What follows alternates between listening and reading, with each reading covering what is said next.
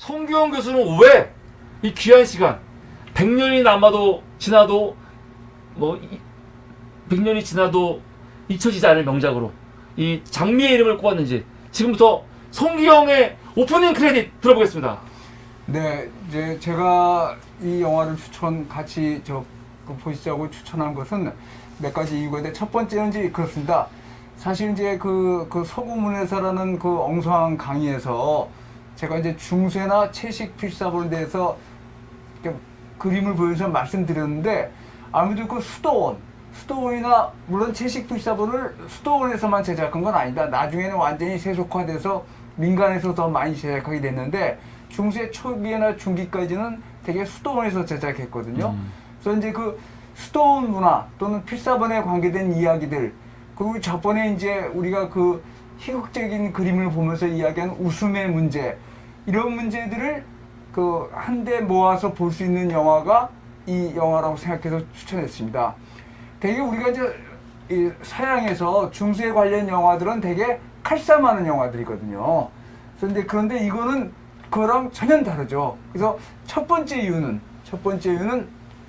사문의 그랑 생각해서 수도원이 어떻게 돌아갔나, 또 채식 필사본이 도대체 뭔데 저러나, 이제 그런 이야기를 드린 거고, 두 번째는 이제 이 영화 그 장미의 이름은 원작이 그 움베르토 에코라는 이탈리아의 학자입니다. 그러니까 기호학 학자, 굉장히 유명한 학자고, 기호학 뭐 역사 굉장히 박학다식한 학자인데, 그 학자가 쓴 소설입니다. 그 소설이 이름도 똑같이 장미의 이름인데, 그 소설은 지나치게 현학적이에요. 지나치게 현학적이어서 그게 우리나라에서 꽤 팔렸습니다. 그래서 저도 좀 깜짝 놀랐는데 굉장히 난해하거든요. 줄거리는 이거랑 비슷합니다. 그렇지만 그 당시의 신학 관련 논쟁, 그런 것들이 굉장히 많이 되고 굉장히 현학적입니다. 근데 이 영화는, 근데 그 소설도 굉장히 유명한 소설인데, 영화는 그 소설에 기반해서 만들었는데 훨씬 더 잘 만들었어요. 그러니까 이제 우리가 되게 영화가 훨씬 나요, 소설보다? 훨씬 낫죠. 오. 비교할 수 없을 정도로 제가 보기에는. 그러니까 그 우리가 되게 영화는 이제 그 원작이나 이런 게 굉장히 중요합니다. 뭐 네. 우리가 잘 알고 있는 전쟁과 평화나 죄와벌 이런 것들을 소설로는 읽지 않아도 영화로 보는 사람들이 더 많거든요. 네. 근데 점점점 그런 시대가 됐습니다. 이건 몇십 년만 전 하더라도 뭐 이광수의 뭐 무정 뭐 이런 것들이 다 소설로 굉장히 유명했지만, 이제는 웬만한 소설은 사람들이 잘 안 보고 그걸 영화로 만들어진 걸 더 보는데, 그러면서 이제 원작이 굉장히 중요하거든요. 원작.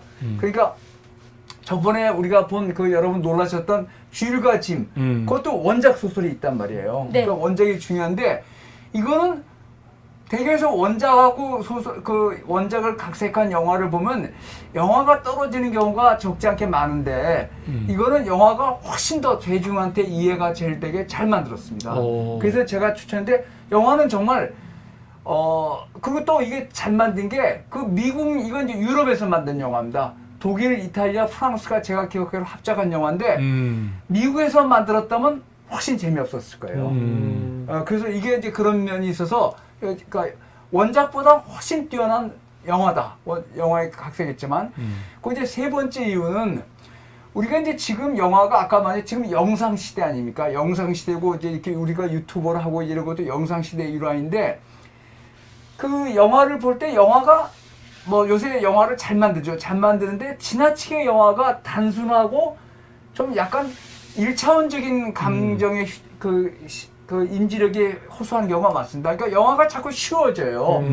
그러니까 과도한 폭력 장면이 나오고, 그 좀 어려운 영화를 좀 안 보려고 합니다, 사람들이 자꾸. 근데 그거는 굉장히 심각한 문제인 게, 그러면 그 영화가 사람들의 어떤 인지 능력을 크게 떨어져서 옛날에 1차원적 인간이라는 이야기가 나왔습니다.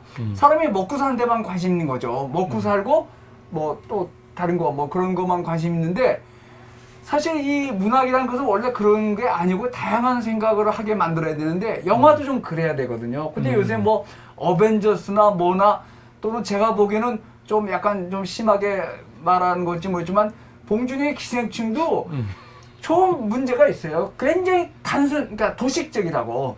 그 자꾸 영화를 그렇게 몰고 하는데, 이 영화는 쉽지 않습니다. 사실 보신 분이 있지만, 야, 저게 뭐지 도대체?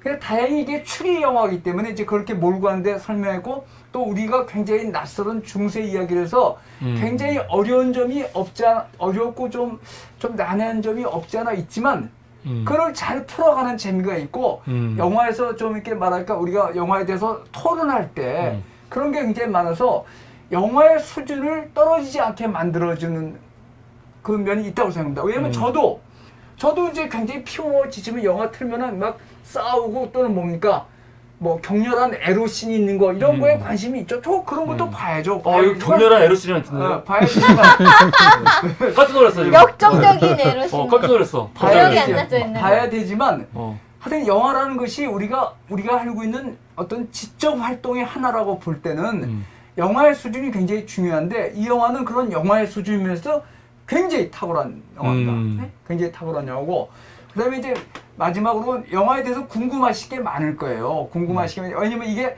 우리가 굉장히 낯설은 중세의 수도원 이야기에서 벌어진 거고 또 당시에 중세 뭐 신학 논쟁 이런 거랑 굉장히 관련이기 때문에 그래서 그런 그 토론거리가 많기 때문에 또 꼭 중세 신학 논쟁이 아니도 과연 웃음이 신앙에 도움이 되느냐 안 되느냐 또는 웃음이 우리 사람 살아가는데 도움이 되느냐 안 되느냐 이런 서로 토론할 거리가 많아가지고 그래서 뭐 배우들이 연기나 이런 것도 저 중세지만 중세 생활이나 또 신앙 문제 또 우리의 현재 문제 어떤 이념이 지배하는 사회에서 우리가 살고 있는 문제 이런 것들은 굉장히 현재랑도 연관이 되는 부분이 많아서 저 화형시키고 네. 이단에서 그거는 현대사회에서 누구를 이념의 적이라고 몰아서 그 매도하는 거랑 똑같거든요. 네, 그래서 맞아요. 그런 그 이야기거리가 많아가지고 이야기거리가 많아서 제가 이역을 해서 좀 이렇게 여기 같이 우리 사무리 식구들끼리 같이 질문도 하고 제가 뭐 다 한다는 건 아니지만 저는 그래도 책도 읽고 영화도 몇 번 봤으니까 그래서 제가 대답해주고 또 다른 분들 말씀드려서 이런 토론도 굉장히 좋은 대상이 아닌가 그래서 제가 이 영화를 추천했습니다. 네, 감사합니다.